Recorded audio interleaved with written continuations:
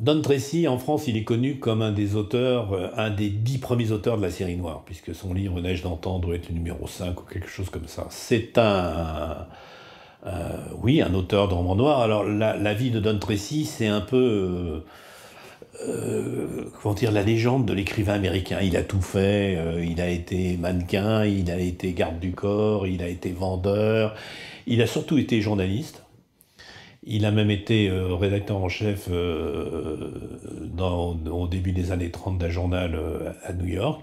Et il a commencé à écrire en 1934 avec un livre qui en français s'appelle Flash, donc d'ailleurs qui parle du journalisme. Et son deuxième roman était Criss Cross, donc en français Tous des vendus. Et le roman a été vendu au cinéma, ça l'a apporté un petit peu de beurre dans les épinards. Et c'est quelqu'un qui a écrit toute sa vie.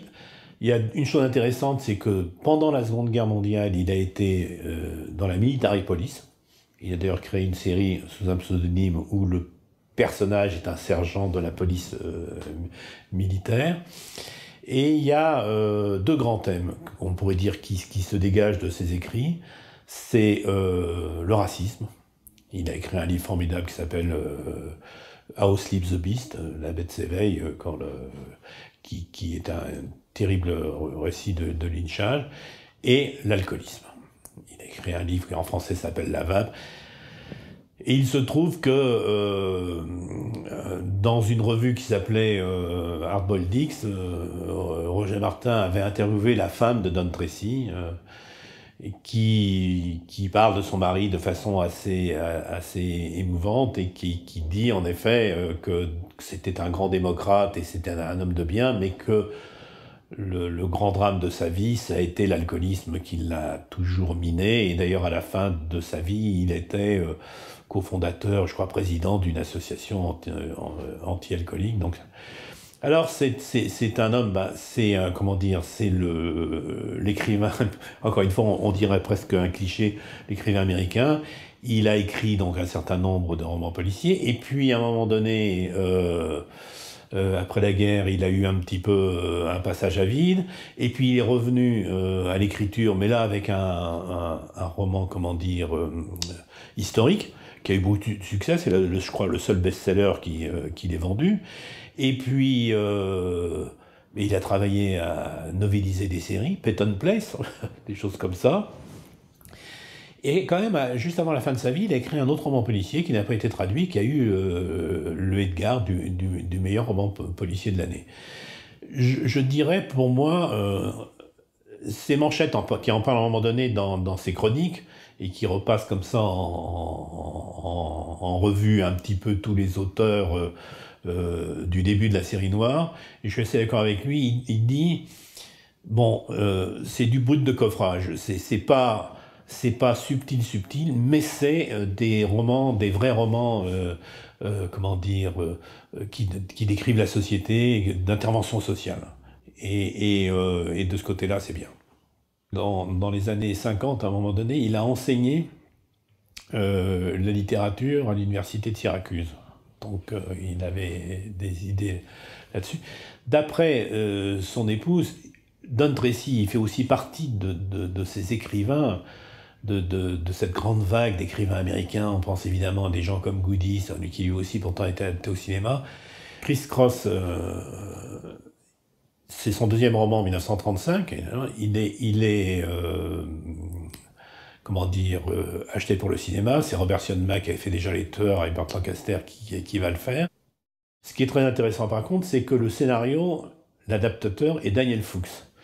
Et Daniel Fuchs est lui-même un très bon scénariste et un très bon écrivain. Il a écrit une trilogie qui s'appelle The Williamsburg Trilogy. Et c'est un des scénaristes, si vous vous reportez à 50 ans de cinéma américain, par exemple, que Tavernier vénère, il a écrit des grands films. Le scénario du film de Soderbergh, il est signé Sam Laurie, dont on apprendra plus tard que c'est un pseudonyme de Soderbergh lui-même, et de Daniel Fuchs.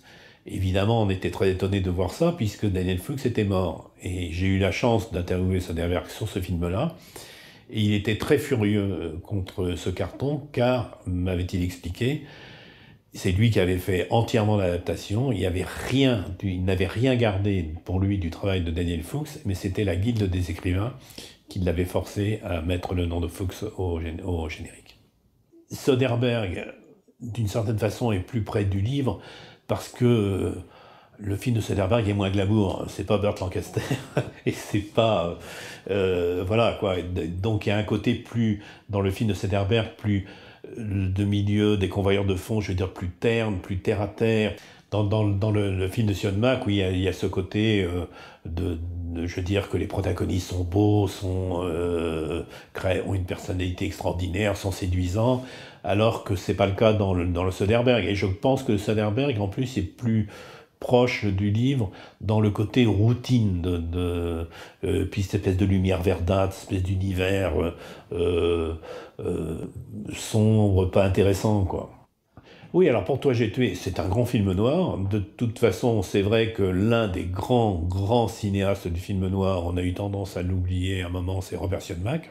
Les tueurs, Pour toi j'ai tué, mais également d'autres films de Siodmak sont des vrais grands films noirs. A hold-up on an armored car. It hadn't worked in 28 years. Everything laid out, everything ready. The oil truck, the ice cream wagon, the men planted inside the ground. Every move planned and timed to the split second. Would it succeed? Could it succeed?